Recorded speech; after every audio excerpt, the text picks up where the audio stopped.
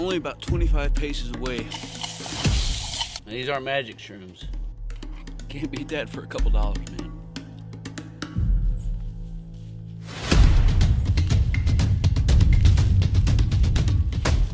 Team, now before we can talk about where we're at now at our hide site, we need to go back to the beginning, right? And in this video, we're going to discuss essential TTPs for stealth movement and hide site selection.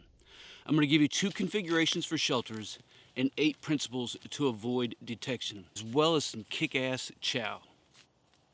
You need to think before you act. Wyatt Earp reminded us of this when he said fast is fine, but accurate is final. Learn to be slow in a hurry. Assess your situation, your resources at hand. Sanitize your equipment, yourself, and your area. All right, now that we found our spot, we're going to go and set up our first shelter. We're going to use a classic A-frame. Now, to get this one going, as well as any other stealth hide sites, you need to use the acronym BLISS. BLISS stands for to blend in with our natural surrounding. We want to keep a low silhouette, keep an irregular shape, small in shape, and in a secluded location. To use a A-frame, I'm going to start off by using just a typical ridgeline setup. Let's get this going. This ridgeline is 30 feet in length. It's using 550 paracord, and it's actually a 10 line, so it has an innard of a cotton line as well as some fire tinder and some fishing line. Got an end of the line bowline on one end, and I'm going to come across at knee height. Right, you need to ask yourself and assess for you and your situation, why are you utilizing stealth camping? What do you need the shelter for? Who are you hiding from? Who is looking for you? Who could be looking for you? What would be the consequences if you were discovered?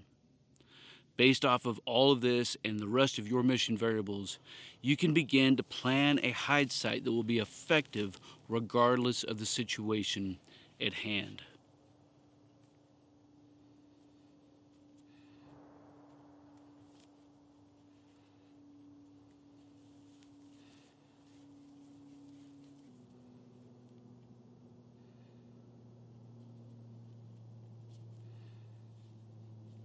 You may have noticed I had some bank lines set up on the ridge line, and that's to use in order to secure our poncho.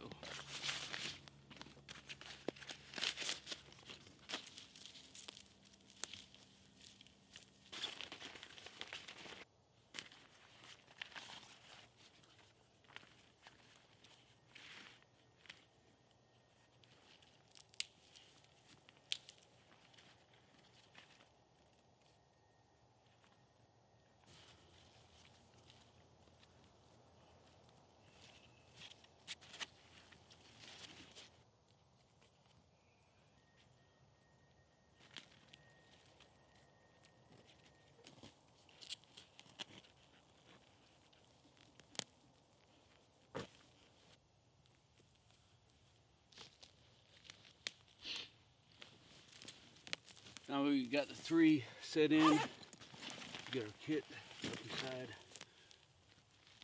And this guy, we're going to leave unsecured for now. Right, and so this line is something that we want to try to avoid because it is long and straight. But we also need to remember that the only place and time that that line is going to be observable is perpendicular to it. So what we can do is utilize it, since it's on the outside of the poncho in this setup, to use it as a hang line for different branches, things of this material, so that we can help break up that pattern.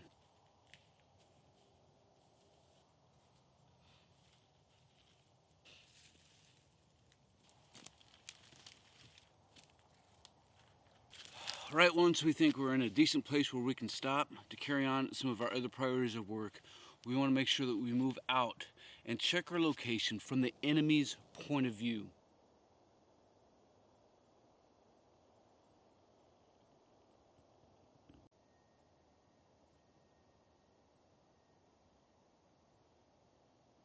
We're only about 25 paces away. I'd say it's not looking too bad. I'll go check from the other side.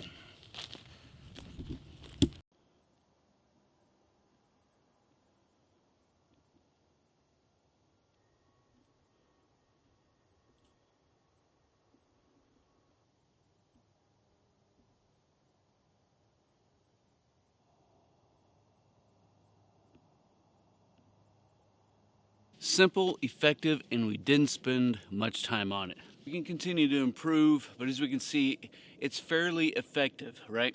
And so now I think we're gonna have some chow before we set up the next shelter configuration. I'm not a huge fan of spending a ton of my hard-earned money on, you know, $10, $15 meals from REI or anything.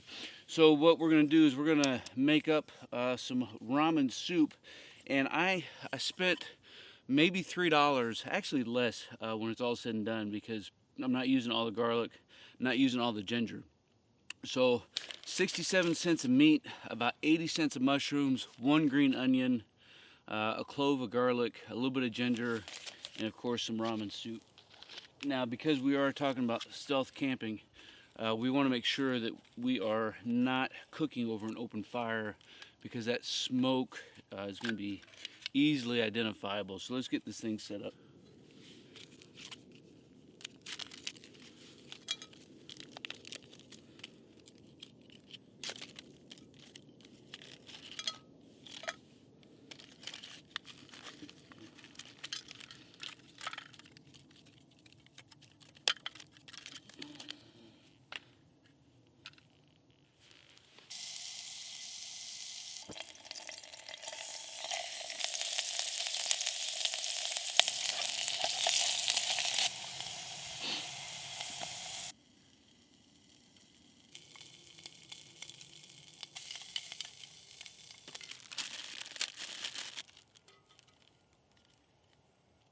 Now, these aren't magic shrooms.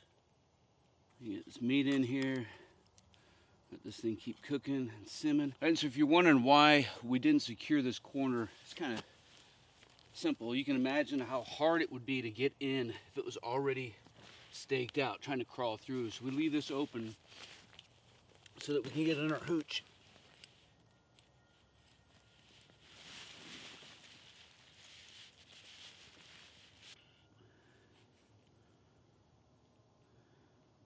Roll up. Easy peasy. Ramen's about done. We'll get this onion cut up. A little garnish.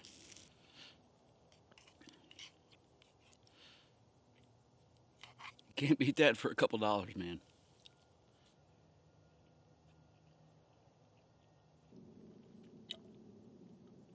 Right, team, and now that our meal is done, we need to employ another technique, and that's to displace. So let's pack up and get out of here.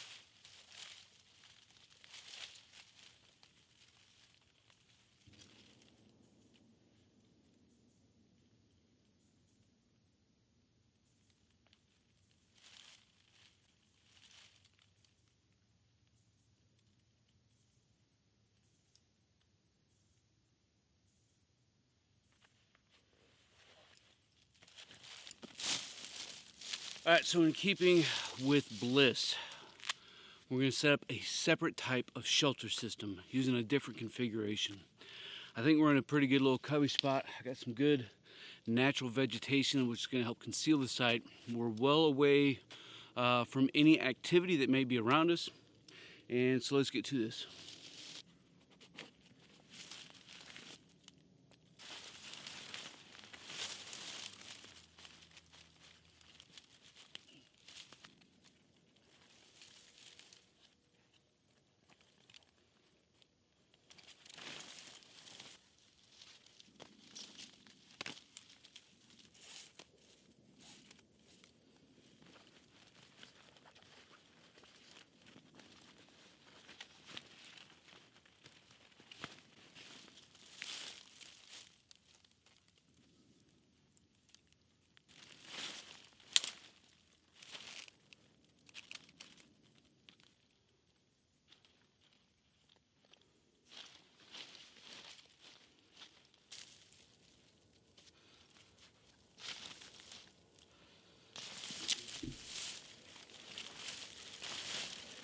All right, now we have the basic setup complete.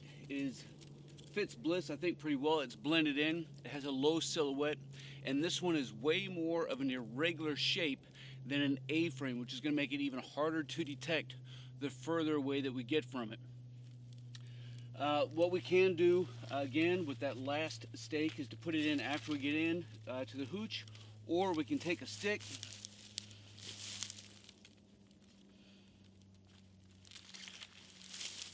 and elevate one side so as to create an area of observation out from underneath it, especially if there may happen to be a leaner danger area or a most likely avenue of approach that adversary may be using.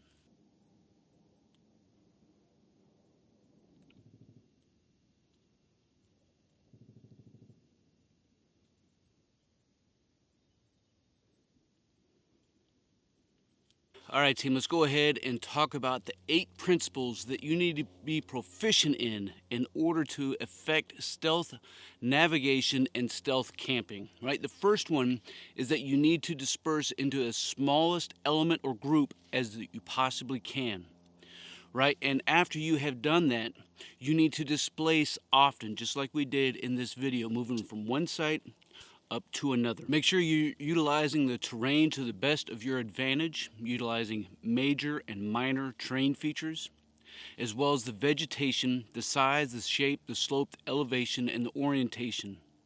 This is going to include man-made and natural features as well. You want to make sure that you utilize night operations to the furthest extent possible in order to conceal your movement as well as your site itself.